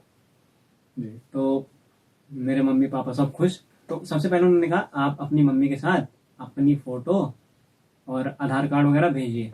सब भेज दिया मैंने, सब भेज दिया। तो उन्होंने मेरे को कॉल किया था 6 बजे शाम को जी। तो ये बातें होते होते 9-10 बज गए। अब सर उन्होंने कहा बेटा आप ना अपना नेट ऑफ कर दो और फोन ना स्विच ऑफ कर दो जी। मेरी आदत थी उस समय मूवी वगैरह देखने की पढ़ने के बाद। तो मैंने कहा चलो ठीक है यार, 25 लाख के लिए क्या जाता है, कर देते हैं, कोई दिक्कत नहीं। मैंने पूरी रात नेट बंद कर दिया और मैं सोया भी नहीं खुशी के मारे। मैं 25 लाख रुपए मिल रहा है, मैं ये लूंगा वो लूंगा जी। तो सुबह भी हो गई सर, सुबह हो गई। उन्होंने कहा हम आपको 10 बजे कॉल करेंगे, हमारा 10 बजे ऑफिस खुलता है। तो उन्होंने जैसे 10 बजे कॉल किया ना, तो वो कहते हैं आपकी जो प्रोफाइल है वो पूरी उन्होंने बना के भेज दी, अमिताभ बच्चन के साथ मेरा फोटो। हम तो और खुश हो गए, मैं कह रहा वाह ठीक है। तो बहुत खुश हो गए, मम्मी पापा सब खुश। अब बाद में क्या कहते हैं कि आप ना, आपको हम पैसा भेजेंगे तो, लेकिन आपको टैक्स है वो देना पड़ेगा। तो हमने कहा कितने देने पड़ेंगे सर? वो बोलता है 9,300 रुपये दे दीजिए, यानी 9300 रुपये। तो उन्होंने कहा आप बैंक में जाओ और वहां से ट्रांसफर कर दो। पहले तो कहा यूपीआई के थ्रू कर दो। मैंने कहा हाँ सर हम चलाते ही नहीं सर, झूठ बोला हमने उसे। तो क्या चलो आप बैंक में चले जाओ, मैं आपको पंजाब नेशनल का अकाउंट भेज देता हूँ, आप उसमें। और उन्होंने ना सब अकाउंट के बैंक के अकाउंट थे उनके पास, तो सारे भेजे मेरे को। तो फिर हमने थोड़ी देर, उन्होंने हमें कॉल किया, बोला आप बैंक में आ गए? हमने उनको झूठ बोला जी आ गए। बोले दिखाओ हमें कहाँ है। हम उनको वीडियो कॉल करी तो वो ना फिंगर रख लेते हैं कैमरे पे, या आप अपना चेहरा नहीं दिखाते हो जी। तो बोले झूठ बोल रहे हो आप तो। मैंने कहा आप अपना फेस दिखाओ। बोलते हैं हमारे यहाँ पे ये सब अलाउ नहीं, जैसे आपने बताया कि अलाउ नहीं है। तो फिर जो है हम समझ गए कि ये फ्रॉड है, हमें समझ आ गया फ्रॉड चल रहा है। उसके बाद हमने उनका कॉल कट किया। हमें फिर इतना नहीं पता था कि कैसे कंप्लेन करनी है, तो हमने उसको मैटर को छोड़ दिया, जाने दिया। नहीं, फिर भी मैं तारीफ करूंगा सादिक जी आपकी कि आपने बहुत ही वक्त रहते है इसको समझ लिया, भाप लिया चीजों को, और आप शिकार नहीं बने। अदरवाइज और लोग होते हैं जो, देखिए दो ही तरीके हैं पैसे निकालने के जो फ्रॉडस्टर यूज करते हैं। एक तो होता है लालच और दूसरा होता है डर। जैसे लालच हमारे अंदर आया जी। तो एक तो लालच दे करके, टेम्पटेशन दे करके कि पैसा मिलेगा हमें, 25 लाख मिलेंगे, 50 लाख मिलेंगे। कुछ होता है कि कार आ रही है, बोलेरो आ रही है आपकी, तो इस तरह की ऑफर्स आते हैं। दूसरा आपका क्या हो गया कि डर दिखा करके कि आपकी हम क्लिप्स हैं उनको हम वायरल कर देंगे, आपके कोई फोटोग्राफ्स हैं हम उसको ऐसा डाल देंगे, आप बदनाम हो जाएंगे सोसाइटी में। इस तरह का डर दिखा के भी पैसे की उगाही करी जाती है। जी सर। देखिए आजकल एक फ्रॉड बहुत चल रहा है, एंड उसको वीडियो कॉल फ्रॉड कहते हैं, या फिर दूसरे शब्दों में अगर टेक्निकल बात की जाए सेक्सटॉर्शन इसको कहा जाता है। क्या होता है कि आपके पास वीडियो कॉल आती है, और नॉर्मली आज के डेट में डेटा इतना सस्ता हो गया है कि हम वीडियो कॉल बड़े आराम से पिक कर लेते हैं, हम उठाते हैं। अब क्या होता है कि सामने वाली तरफ से कुछ पोर्नोग्राफिक मटेरियल, कुछ न्यूडिटी वहां पर चल रही होती है, और यहाँ से आपका फेस जा रहा होता है। आपको जब तक कुछ समझ आता है, आप देखते हैं कुछ सेकंड का, 15-20 सेकंड, आधे मिनट का कुछ आपका क्लिप बन जाता है, और आप कॉल को डिस्कनेक्ट कर देते हैं, मान लेते हैं। और आपने डिस्कनेक्ट कर दिया, उसके बाद आपके पास व्हाट्सएप पे मैसेज आता है, और वो पूरी क्लिप आपके पास पहुंचा दी जाती है, और नीचे लिखा होता है कि इस क्लिप को हम वायरल कर देंगे, सोसाइटी में आपको पूरा बदनाम कर देंगे, या तो आप इतना पैसा इस अकाउंट में ट्रांसफर कर दो, या इस बिटकॉइन के फॉर्म में पैसा दे दो, अदरवाइज हम इस क्लिप को वायरल करके आपको बदनाम कर देंगे। बहुत सारे लोग इस तरह के सेक्सटॉर्शन केसेस के शिकार बने हैं, और लाखों रुपए उन्होंने गवा दिए हैं। जी सर। कुछ हजारों की बात नहीं कर रहा, लाखों रुपए यहाँ पर लोगों से वसूले जाते हैं, और अपनी इमेज, अपनी इज्जत बचाने के लिए। देखिए व्यक्ति जैसे जैसे ऊंचाइयों पर जाता है, बुलंदियों पर जाता है, तो उसकी एक इमेज बनती जाती है सोसाइटी में, और उस इमेज को कोई भी खराब नहीं करना चाहता। जी सर।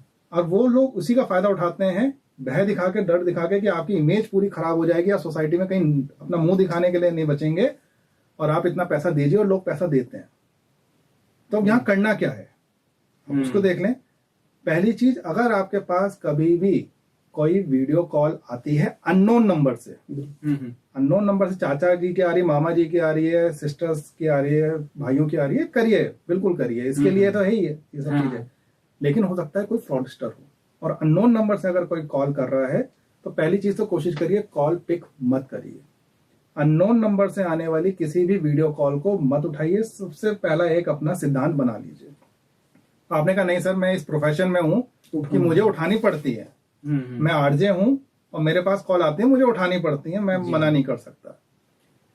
तो देखिए दूसरा तरीका यह है कि अपना फेस कवर करिए। अब घर पे हैं तो फेस भी कवर कर लेंगे, स्टूडियो में बैठे हैं तो फेस कहाँ कवर करेंगे, ठीक है ना।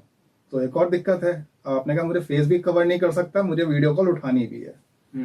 तीसरा नंबर आता है, जो आपका मोबाइल फोन है, इस मोबाइल फोन में जो फ्रंट कैमरा है उसको आप कवर करिए, चाहे अंगूठा लगा के, अंगुली लगा के आप यहाँ पे कवर करें, क्योंकि जब भी आप वीडियो कॉल पिक करते हैं तो आपका फ्रंट कैमरा एक्टिवेट होता है। Technology wise back camera, rear camera कभी नहीं चलता, हमेशा फ्रंट कैमरा चलता है। आप इसके ऊपर उंगली या अंगूठे से उसको कवर करिए और इस कॉल को आप पिक कर लीजिए जी। अब सामने की तरफ से अगर कुछ न्यूडिटी चल रही है, कुछ पोर्नोग्राफिक मटेरियल भी चल रहा है, कोई व्यक्ति है जो अपने कपड़े उतारे खड़ा है, आपके फोटो उसके साथ नहीं जा रहा, तो क्लिप में आपकी फोटो नहीं जाएगी, और थोड़ी देर में उसको भी समझ में आ जाएगा कि ये होशियार पर्सन है, बंदा है, बंदी है, ये हमारे झांसे में नहीं आएगा। वो तो खुद ही डिस्कनेक्ट कर देंगे उसको। जी जी। तो आप ऐसे किसी भी सेक्सटॉर्शन का शिकार नहीं बनेंगे। अगर आपको लगता है कि नहीं वो जानने वाला पर्सन है, आपके जान पहचान वाले लोग हैं, तो आप उंगली हटा के बातचीत शुरू कर लीजिए। हाँ।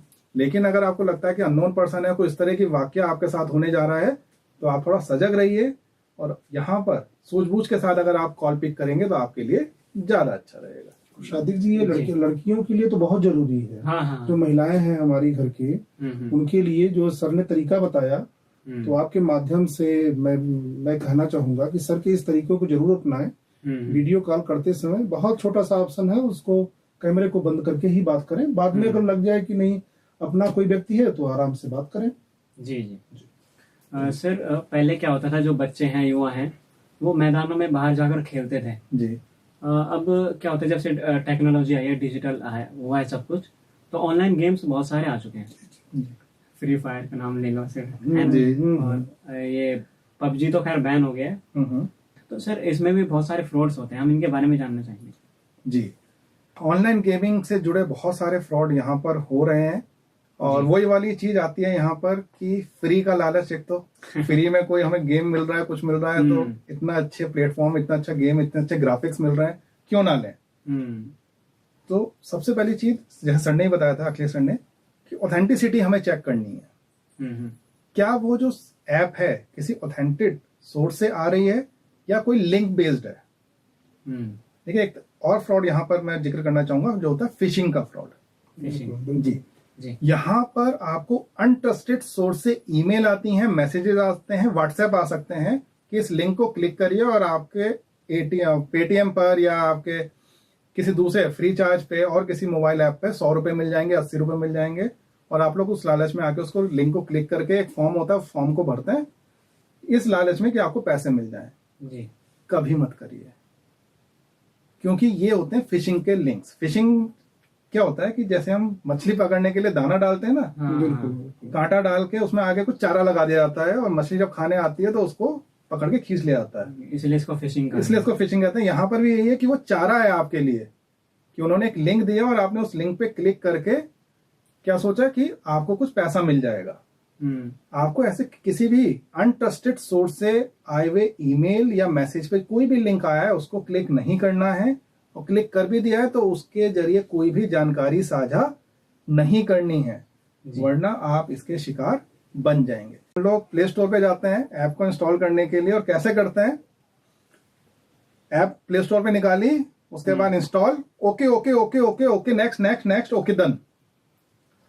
कहीं पर भी हम लोग ऑप्शंस पढ़ते नहीं है कि वो आखिर पूछ क्या रहा है। हम लोग डायरेक्ट एक के बाद एक ऑप्शन को ओके करते रहते हैं, क्यों, हमारे माइंड को इस तरह से ट्रेन कर दिया गया है कि अगर हम कहीं भी नो करेंगे तो ऐप या तो सही से फंक्शन नहीं करेगी या इंस्टॉल नहीं होगी। तो कभी भी बिना पढ़े ऑप्शंस को टिक मत करिए। आपको क्या करना है, उन ऑप्शंस को पढ़ना है। वो क्या पूछता है, आपकी फोन गैलरी एक्सेस कर लें, आप कहते हैं ओके, यानी आपके पर्सनल फोटोग्राफ्स, आपकी पर्सनल वीडियो वो कंपनी के पास राइट्स पहुंच गए कि उसको एक्सेस कर पा रहे हैं। जी सर। उसने पूछा आपकी जीपीएस लोकेशन एक्सेस कर लें, आपने कहा ओके, बिल्कुल अलाउ करते हैं। उसने पूछा आपके कॉन्टेक्ट एक्सेस कर लें, ओके।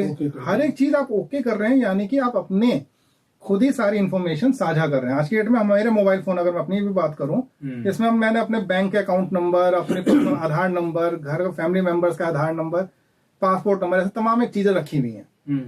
सभी लोग रखते हैं, क्यों, कभी भी जरूरत पड़ जाती है तो वहीं से ओपन किया और निकाला और लिख दिया। अब आप ये सारी पर्सनल इंफॉर्मेशन किसी थर्ड पार्टी ऐप के साथ साझा करने को तैयार हैं बिना ऑप्शन पढ़े, तो ऐसी गलती मत करिए। मैं आपको बता दूं, बहुत सारी ऐप्स ऐसी हैं, आप इसमें अगर परमिशन नहीं भी देंगे तब भी वो इंस्टॉल हो जाएंगी। कुछ एक सर्विस हो सकता है ना चले, लेकिन मैक्सिमम ऐप्स काम करती हैं।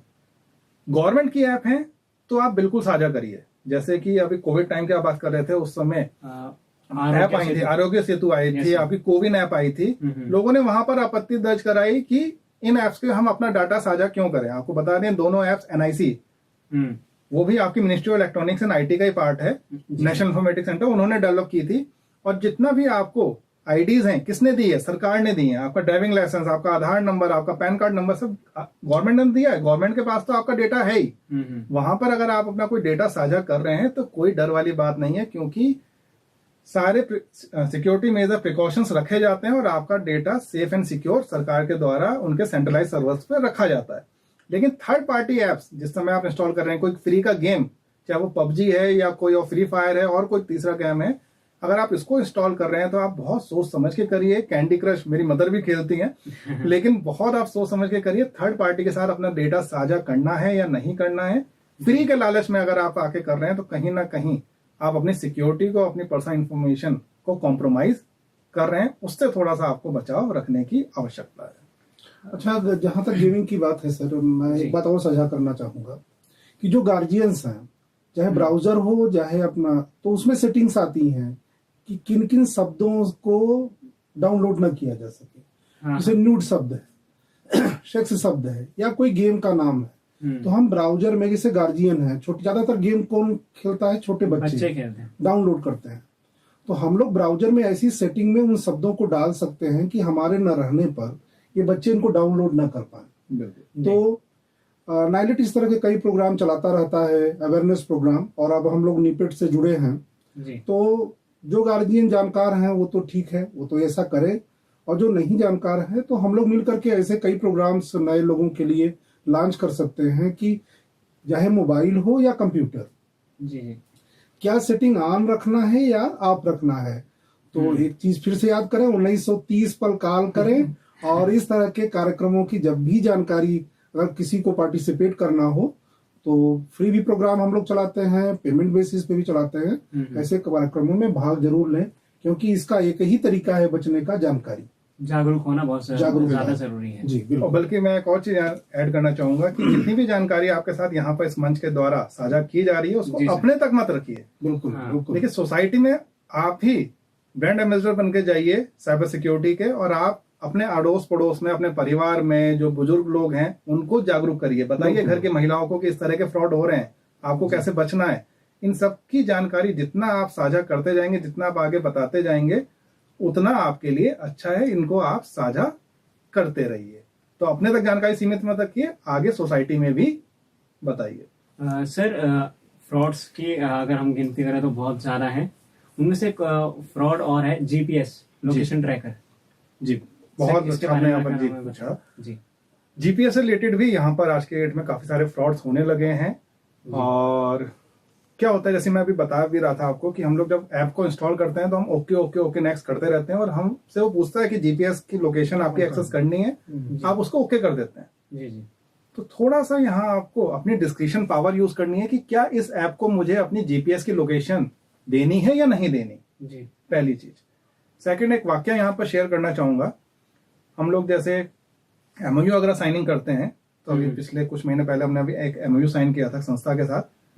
तो ये होगा कि दिन में एमओयू साइनिंग के बाद चलो बाहर चलते हैं, होटल में लंच रखा हुआ था, वहां खाना खाने गए सर अगर हम सब मिलके, और उस संस्था के लोग भी, हम सब खाना खाने गए बाहर लंच पे। देन क्या होता है, जैसे हम लोग घर से जाते हैं तो घर में जो श्रीमती जी है वो टिफिन बना के देती हैं, तो ऑफिस में टिफिन खाया जाता है। लेकिन अब ऐसी अगर कोई सिचुएशन होती है कि जब बाहर खाना खाना है तो उस टिफिन को हम घर में खाली ही लेके जाते हैं। ऐसा नहीं कि भरा का भरा ले जाए कि शाम को फिर डांट पड़े कि हम तुम्हारे लिए खाना बना के दे रहे हो और आप खाली भी करके नहीं लाए। तो जब शाम को इवनिंग में घर पहुंचा तो चाय पे बैठे हुए थे हम लोग, तो श्रीमती जी ने पूछा कि आज लंच कैसा लगा। मैंने कहा अच्छा था, ठीक था। नहीं नहीं, उन्होंने होटल का नाम लिया कि उस होटल का लंच कैसा लगा। आपको किसने बताया? सबसे पहले माइंड में क्वेश्चन आया कि जब बात नहीं हुई और मैंने बताया नहीं कि आज हमने होटल में जाके लंच किया है, तो मेरी वाइफ को आखिर पता कैसे चल गया। तो पहले तो काफी देर तक वो आनाकानी करते रहे। मैंने पूछा उनसे कि क्या आपने किसी ऑफिस में किसी मेरे कलीग को या किसी फ्रेंड को कॉल किया? उन्होंने कहा नहीं। मैंने कहा कि ऑफिस से किसी का फोन आया आपके पास? तभी उन्होंने मना कर दिया कि नहीं ऐसा नहीं हुआ। मैंने कहा आपको आखिर पता कैसे चला कि आज मैं दिन में इस होटल में गया था और वहां लंच करके आया हूँ? तो थोड़ी देर बातचीत करने के बाद में उन्होंने बताया कि उनके पास मैसेज आया था रेटिंग करने का। गूगल रेटिंग का उनके पास मैसेज आया कि आज आप लंच करके आए हैं, हमारे यहाँ डाइनिंग करिए, तो आप बताइए कि आप कितना रिव्यू करेंगे, क्या करेंगे। अब ऐसा क्यों, वो बता देता हूँ। उनके मोबाइल फोन और मेरे मोबाइल फोन पर same Gmail account log in था। तो लोकेशन तो मेरी गई, लेकिन रिव्यू करने का मैसेज उनके पास चला गया सेम ईमेल आईडी की वजह से। सबसे पहले तो मैंने ईमेल आईडी चेंज करी लेकिन अब आप सोचिए कि आपका मूवमेंट, ये तो सही जगह जा रहे हैं वो सब है, पता चल रहा है इस तरह से। अगर आप परमिशन दे रहे हैं तो थर्ड पार्टी को पता चल रहा है आप कहाँ कहाँ मूवमेंट कर रहे हैं, कितने बजे आप कहाँ पर होते हैं, ये इन्फॉर्मेशन भी किसी के पास साझा हो जाएगी। आप होटल में हैं, आप मार्केट में हैं, आप बैंक में, सब चीजें आपकी लोकेशन जा रही है। तो इसलिए जब भी परमिशन दे रहे हैं किसी भी ऐप पे, बहुत सोच समझ के दीजिए। जीपीएस की लोकेशन हर ऐप को जो नहीं पड़ती है तो उसको साझा नहीं करें, तो वो ही आपके लिए अच्छा है। जी सर। सर समय का हमारे पास अभाव है, तो मेरा जो आखिरी क्वेश्चन है जी सर, कई बार होता है हमारे फोन की बैटरी डाउन हो जाती है जी और रास्ते में जो स्विच बोर्ड्स लगे होते हैं, हम वहाँ पर थोड़ा रुककर अपना फोन चार्ज पे लगा देते हैं जी और हम थोड़ा इधर उधर हो जाते हैं कई बार। जी जी तो सर इसको हम टेक्निकल लैंग्वेज में कहें तो जूस जैकिंग। जी तो सर ये क्या है और ये कैसे बचें इससे? जी, बहुत ज्यादा ये फ्रॉड आज की डेट में चल रहा है। जूस जैकिंग इसका नाम है, और जैसे कि नाम से समझ में आ रहा है कि एक जैक लगा करके, जो मोबाइल फोन में जो चार्जिंग पॉइंट होता है जहां से हम कनेक्ट करते हैं उसको जैक बोलते हैं, तो जैक के जरिए उस मोबाइल फोन का जूस निकाल लेना, यानी कि उसमें से सारी इंफॉर्मेशन, सारा डेटा निकाल लेना, इसको हम कहते हैं जूस जैकिंग। देखिए आज के टाइम में हम लोग क्या करते हैं, ट्रैवल करते हैं तो ऐसा नहीं है कि चुपचाप बैठ के जा रहे हैं या कोई मैगजीन पढ़ते हैं, नॉवल पढ़ते जा रहे हैं, वो समय पहले पुराना छूट चुका है। आज के समय क्या है, इंस्टाग्राम पे रील्स देख रहे हैं, यूट्यूब पे शॉर्ट्स देख रहे हैं, वीडियो देख रहे हैं, तो कंटेंट को हम कहीं ना कहीं कंज्यूम करते हुए जा रहे होते हैं, और इस कारण क्या होता है कि इवनिंग तक आते आते हमारे मोबाइल फोन पूरी तरह ड्रेन आउट हो जाता है, बैटरी उसकी खत्म होने को होती है। और हम लोग क्या ढूंढना शुरू करते हैं फिर चार्जिंग पोर्ट्स, कि कहाँ पर जाके हम चार्जिंग कर लें, अपने मोबाइल फोन को चार्ज कर लें, जिससे कि हम अपनी जरूरत की कॉल या मैसेज कर सकें जी। और वहां पर हमें दिखाई देते हैं यूएसबी चार्जिंग पोर्ट्स। आप बस में जा रहे हैं, ट्रैवल कर रहे हैं, आप ट्रेन में कर रहे हैं, तो आपको यूएसबी चार्जिंग पोर्ट्स वहां पर मिलते हैं। कई सारे कैफेटेरिया, रेस्टोरेंट में भी ये चीजें सहूलियत के लिए रखी जाती हैं।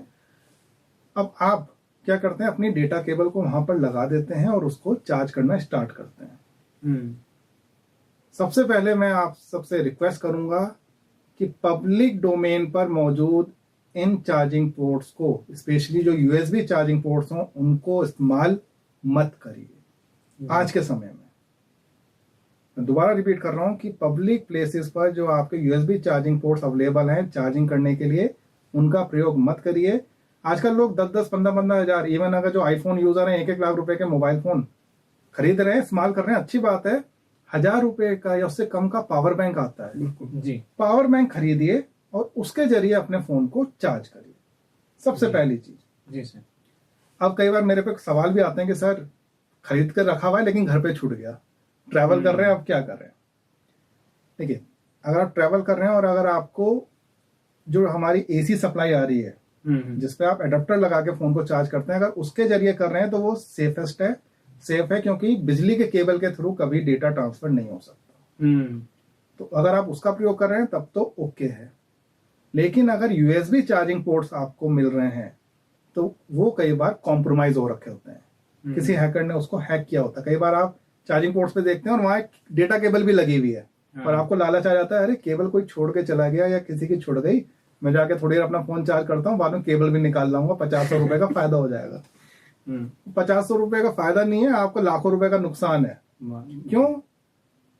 उन्होंने उसको इस तरह से डिजाइन किया कि जैसे अपना फोन कनेक्ट करेंगे, आपके फोन का जितनी देर में चार्जिंग होगी, क्योंकि सेम केबल यूज होती है चार्जिंग के लिए भी और सेम केबल यूज होती है डेटा ट्रांसफर के लिए भी, तो आपके फोन का डेटा ट्रांसफर होना शुरू हो जाता है और वो फ्रॉडस्टर के पास पहुंच जाता है या हैकर के पास पहुंच जाता है। हमारे मोबाइल फोन में हमारी पर्सनल फोटोग्राफ्स हो सकती हैं, वीडियोस हो सकते हैं, हमारी कुछ निजी जानकारी हो सकती है, ये सब भी साझा हो जाती है उस व्यक्ति के साथ। तो पहली चीज, यूएसबी चार्जिंग पोर्ट्स को आप कोशिश करें ना इस्तेमाल करना पड़े। अब आपका क्वेश्चन आता है नहीं सर पावर बैंक भी भूल गए और जो आपका अडेप्टर वाला है, बिजली का पोर्ट है, वो मिल नहीं रहा है, यूएसबी के थ्रू ही मुझे चार्ज करना है जी। अब क्या करें? तो सबसे पहला मेरा सजेशन होता है कि अपने मोबाइल फोन को स्विच ऑफ करिए और अब चार्जिंग पे लगाइए। जब आपका फोन स्विच ऑफ होता है उस समय डेटा ट्रांसफर नहीं हो सकता, तो आपको अपनी डिवाइस को स्विच ऑफ करके चार्जिंग पे लगाना है यूएसबी पोर्ट्स पर जी। अब आपने कहा नहीं मैं किसी मीटिंग के लिए आया हूं, किसी की इंपॉर्टेंट कॉल आ सकती है, किसी दूसरे शहर में, मैं अपने फोन को स्विच ऑफ नहीं कर सकता हूं या नहीं कर सकती हूँ। इस तरह की चीजें भी कई बार हमारे पे क्वेश्चन आते हैं कि हमें चार्जिंग भी करनी है, यूएसबी के थ्रू करनी है, फोन को स्विच ऑफ भी नहीं कर सकते। तो मेरा जो दूसरा सजेशन होता है हमेशा ये होता है कि आप चार्जिंग पोर्ट पर अगर लगा रहे हैं तो जो फाइल ट्रांसफर वाला ऑप्शन है उसको डिसेबल कर दीजिए। जी। अगर आप सेटिंग में जाके फाइल ट्रांसफर को डिसेबल कर देंगे तो जब आप कनेक्ट भी करेंगे केबल तो सिर्फ चार्जिंग वाला काम करेगा, फाइल ट्रांसफर का काम नहीं होगा और आपका डेटा सेव रहेगा। लेकिन फिर भी मैं यही कहूंगा लास्ट में कि कई बार आपसे कुछ मिस हो जाए, जल्दबाजी में आप डिसेबल ना कर पाए तो आपका डेटा चला जाए, उससे अच्छा है कि आप उसका प्रयोग ना करें या बहुत ही अपने डिस्क्रिप्शन पावर यूज करके उसका प्रयोग करा जाए। सर आप दोनों का बहुत बहुत धन्यवाद, आपने आज हमें इतनी अच्छी जानकारी दी और जो आपका कीमती समय है वो आपने हमें दिया। नहीं, धन्यवाद सादिक, आपने बहुत अच्छे से यहाँ पर चीजों को रखा, अपने प्रश्नों को रखा और कोशिश रही कि यहाँ पर ऑडियंस को हम बता सकें, अपनी जितनी जानकारियां साझा कर सकें। जी सर। और सादिक जी, नाइलेट इस तरह के बहुत से कार्यक्रम करता है, अवेयरनेस प्रोग्राम चलाता रहता है। जी। जैसे आज के जो प्रोग्राम था, अवेयरनेस का प्रोग्राम था, तकनीकी रूप से भी एंटीवायरस, VPN, ऐसी कई तकनीकी हैं जो कि हम कोशिश करेंगे कि निपेट के माध्यम से जितना मैम का सहयोग लेकर के आगे भी हम इस तरह के कार्यक्रम करें और ज्यादा से ज्यादा लोग उसमें लाभान्वित हों। जी। मुझे उम्मीद है कि आप जो हमारे सुनने वाले श्रोता हैं वो इन चीज़ों को ज़रूर फॉलो करेंगे और लोगों तक ये वीडियो ज़रूर शेयर करें, क्योंकि आज के समय में जो टेक्नोलॉजी है वो बहुत ज़्यादा बढ़ रही है और उसके साथ जैसा मैंने शुरू में कहा था, फ्रॉड्स भी बहुत ज़्यादा हो रहे हैं। तो आप इनसे बचिए और अपने दोस्तों को, अपने जो आपके रिश्तेदार हैं, सबको वीडियो शेयर कीजिए। आज के लिए बस इतना ही। मिलते हैं किसी और खास कार्यक्रम में, तब तक के लिए दीजिए मुझे इजाज़त। नमस्कार।